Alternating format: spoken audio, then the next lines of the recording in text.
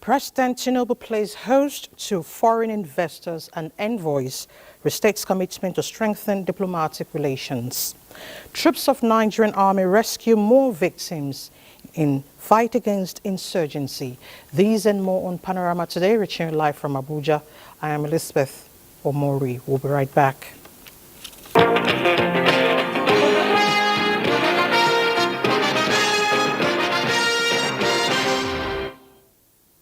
President Bola Tinubu has warned the legitimate mining industries in Nigeria not to leave their host communities in ruins with their operations, while also emphasizing on corporate social responsibility. The president put out this new advisory when he received the Chinese investors who just inaugurated a lithium processing plant in Nasarawa State at the State House. State House correspondent Musbah Danwahab reports. It is an epoch-making day for Nasarawa State, and these are the key players behind the largest lithium processing plant situated in the home of solid minerals. Led by Governor Abdullahi Sule, the team of Chinese investors have come to appreciate the president for the conducive environment encouraged by his administration. The gain of the ease of doing business climate now manifesting in Nigeria is a 4,000 metric tons per day Avatar lithium processing plant in Nasarawa. Mr. President, we finished the commissioning today. We thank you. And with the setting up of the plant commenced and completed under a year, the investors say they are ready to inject even more to the tune of $200 million.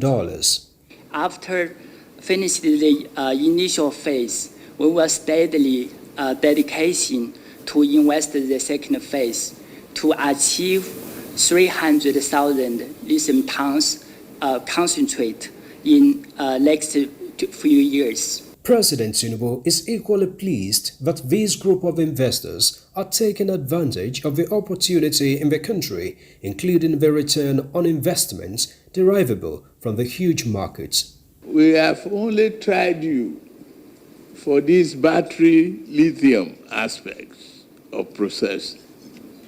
We've been generous. I don't see why that battery cannot be produced here. The labor is cheaper. You can from here dominate the solar panel market as a revolution in Africa, West African sub-region.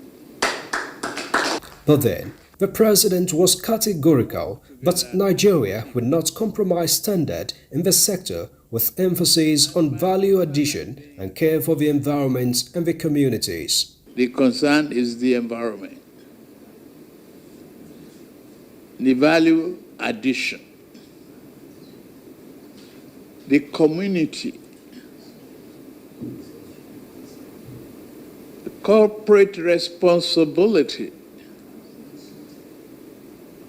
must not leave the community in ruins.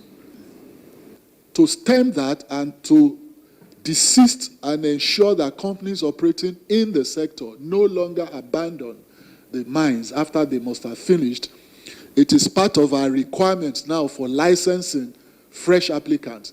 There must be concrete remediation plans that we see that is viable and workable before we even approve any application for mining. The president is providing the leadership, and Governor Sule believes more investment like this will continue to spring up with the sub-national leaders ensuring the right environment. For us in Nasarawa State, all we try to do is to provide the conducive atmosphere, conducive environment for the people to be able to invest, and that's the reason why we are saying this. But more important is that in every part of Nigeria, everywhere you touch, you will see a lot of all kinds of minerals, rare metals, gold, and so many other things that we find. And those are the kinds of things that these people are looking for. With the serial declarations by President Bola Tinubu that Nigeria is ready and open for serious business, the government believes foreign direct investment will continue to flow into the country. From the State House, Musbah and Wahab, NTA News.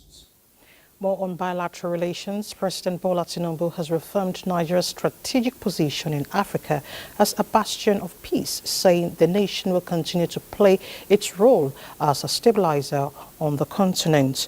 Receiving a letter of credence from the Egyptian ambassador to Nigeria, Mohammed Hamid, President Tinubu emphasized the shared commitment of both countries to promoting global peace and stability through collaboration within international organizations such as the United Nations. President Tinubu noted that since establishing diplomatic relations in 1961, Nigeria and Egypt have collaborated on key international priorities, including promoting regional peace, security, and stability.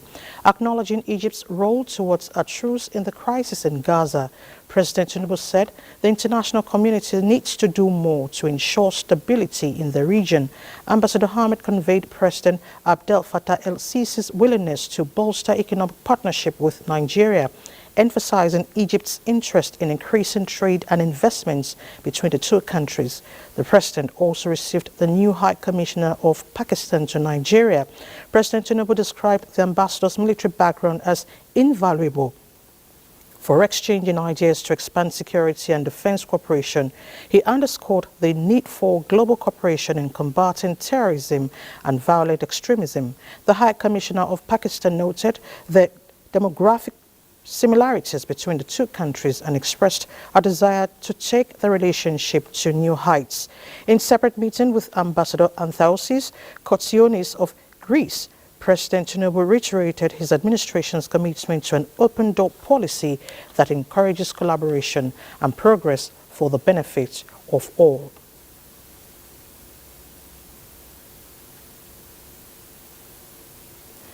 And President of the Senate, Godswill Akpabio, represented President Bola Tinubu at the inauguration of the lithium plant in Nasarawa State. It is one of the best plants in West Africa that positions Nigeria as a key player in the global lithium markets. Described as an example of good partnership between the federal government, state and investors, this lithium processing factory sited in Kamotu, in Nasarawa local government area of Nasarawa State, is expected to process 1 million tons of raw ore per annum. President Tinubu believes his administration's resolve to leverage on the mining sector will pay off, especially with regards to economic diversification, expanding revenue sources, and improving application of technology in the sector. The commissioning of the state-of-the-art lithium processing factory, the first in these states, and one of the best in Africa. What does this mean to our people? Lithium is a critical component in the production of batteries for electric commodities. Our people have been using phones, vehicles, and other appliances powered by lithium. Lithium batteries as consumers. For the first time in the history of our technology, we are becoming partners and partakers in the production value chain of this mineral. Minister of Solid Minerals Development, Dele Alake, says ongoing transformation of the sector will open up opportunities. What Avatar New Energy Materials Company is doing with the commissioning of the lithium battery factory here today is to show us that it is not only possible, it is also profitable.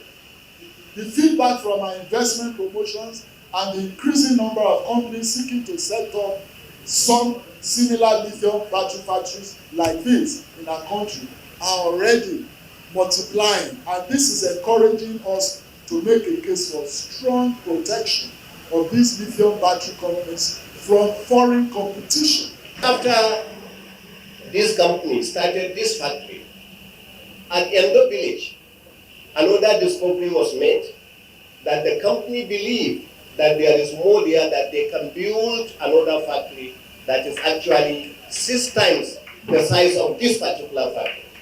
Avatar New Energy Materials Company, established in partnership with Nasarawa State Government, is a subsidiary of the Chinese Jiangyi Group, involved in developing businesses under the Belt and Road Project. Lami Ali, NTA News. Now to agribusiness. Towards boosting the Nigerian agricultural sector, the federal government has commenced a strategic partnership with the Kingdom of Saudi Arabia. This came to the fore as a team of investors from the kingdom engaged government officials in Abuja. Musa Babali reports. This is a delegation from the Kingdom of Saudi Arabia. The team consists of Minister of Agriculture, Water and Environment. They are here for discussion on how to improve the existing trade ties between the two countries, especially in the areas of food production.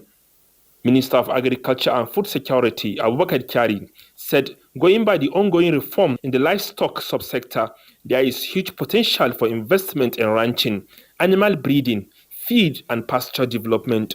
There abound huge potential for investments in ranching, breed improvement, feed and pasture development, as well as value addition, especially in the special agro-industrial processing zones that have been delineated across the country for crops and livestock development. We believe Nigeria is the country with the biggest absorptive capacity for investment in agriculture, and we want partnership. So I welcome the Saudi delegation to Nigeria and also thank the government of Saudi Arabia for granting support to Nigeria in terms in the field of human capital development and education as well. That Nigeria has some comparative advantages and a need, to invest wisely in the agriculture, food sector, whereby we will be targeting the Nigerian market or exporting to the nearby countries. The visit is a follow-up to the bilateral engagement between the ministers at the recently concluded Saudi African Summit. Musa Baba Aliyu, NTA News. A bit from the judiciary, a high court sitting in Port Harcourt has issued an interim injunction restraining the 25 factional lawmakers who defected to APC from performing legislative functions whatsoever, pending the hearing and determination of a matter brought before it by a factional speaker, Victor Oko Jumbo. The order barred the lawmakers from sitting or meeting at the auditorium of the State House of Assembly quarters located at Aba Road or any other place whatsoever to carry out legislative business of Rivers State House of Assembly. This order equally restrained the Rivers State Governor, the Attorney General and State Chief Judge from accepting any resolution or correspondence from the lawmakers. Meanwhile, the Rivers State Police Command has clarified presence at Rivers State House of Assembly quarters, noting that their deployment in the area is aimed at ensuring peace and preventing possible breakdown of law and order. A statement signed by the police PRO Grace Iringe Koko assures the public that there is no cause for alarm and all individuals are encouraged to continue their lawful activities without fear. Away from the judiciary, troops of the Nigerian Armed Forces have rescued 140 kidnapped victims, eliminated 135 and arrested 187 terrorists. In a statement, the Director of Defense Media Operations, Major General Edward Buba, noted that troops also recovered 97 assaulted weapons and 3,117 assaulted ammunition.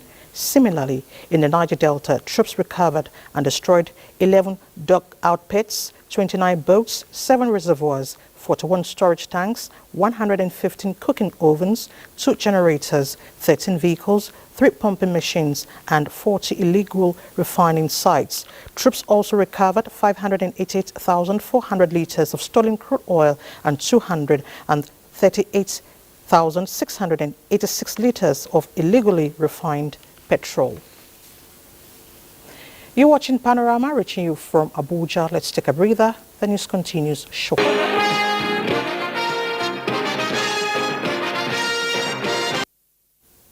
You're still watching Panorama on NTA.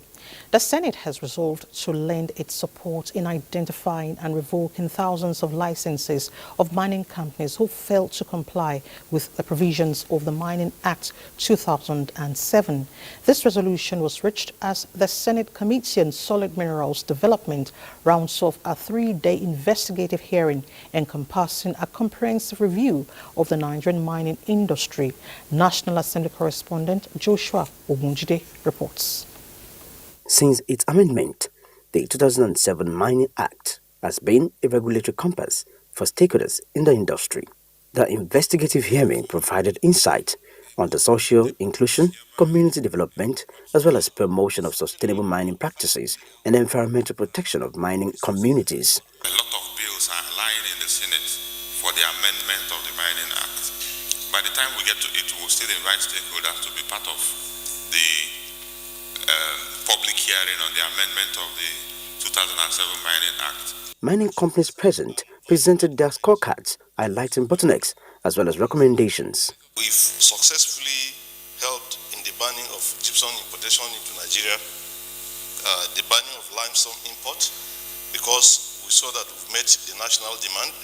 Where environmental audit certificates report are submitted for review, they are expected to pay a sum of 250,000 naira as administrative fee. Getting the person who doesn't have mineral title within the adjacent area to mine on another person's mining mineral title area is illegal.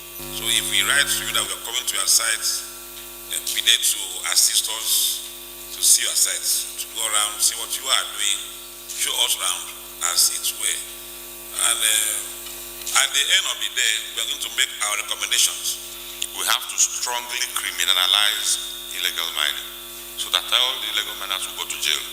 And like we told the minister on the first day of this investigative hearing, let us use some people to set an example. As highlighted, infractions and their concomitant effect on the immediate environment as well as investment, key players agree, heightens the burden on the government, hence the need for review of the industry for the better. From the National Assembly, Joshua Ogunjide, NTA News. Now, another Chibok girl in Boko Haram captivity has been rescued by troops of Sector 1 Northeast Joint Task Force Operation Hadinkai. The theater commander of the Joint Task Force Operation, Major General Wahid Shuaibu, disclosed this. Mohamed Goni reports. Lydia Simon, who escaped with her 3 children, 1 boy, 2 girls, said she was married to 3 different men while in captivity, but 2 of them died. The 3rd one alive at Mandara Mountains, explaining that each of her 3 children belongs to a different father. The theater will continue to do its best to rescue those remaining ones in captivity in line with the strategic guidance and directives from the Commander-in-Chief and the directives and directions from the Chief of Defense Staff and the Chief of Army Staff. Theater Commander Operation Hadinkai, Major General Wadi Shuaibu, reiterated the commitment of the personnel to the fight against insurgency and rescue of those in captivity. The rescue of Lydia brings the number of girls rescued by the army recently to 18, leaving about 90 of them still in captivity. In Maiduguri, Mohamed Goni, NTA News. Now to electrification. Efforts to restore power supply to the northeastern part of the country is in progress with construction of 4 new transmission towers along the Jos-Gombe axis nearing completion. The Transmission Company of Nigeria says construction work on the Jos-Gombe transmission line taking supply up to Damaturu and its environs will be completed and energized by 20th of this month, while the Damaturu-Maiduguri axis will be completed on the 27th of this month. Bulk power transmission will be fully restored on the affected transmission line by 27th of this month to enable Yola and Jos contribution companies offtake and distribute optimally from TCN substations. Electricity supply to the northeastern cities of Gombe, Damaturu, Maiduguri, Yola, Bauchi and Jalingo was disrupted as a result of vandalization of towers on the transmission line supplying the 6 states. Well, in other news, Prince Harry has commended the Nigerian soldiers for their commitment and bravery in fighting terrorism and banditry in Nigeria. The Prince, while at the Government House, Kaduna, promised to support the soldiers who sustained injuries on the battlefield. Mohammed Umar Ajengi reports. Prince Harry's visit to Kaduna, 68 years after his grandmother's historic visit Queen Elizabeth II during the time of the late Premier Sir Ahmadu Bello, stirred a moment of joy and reflection.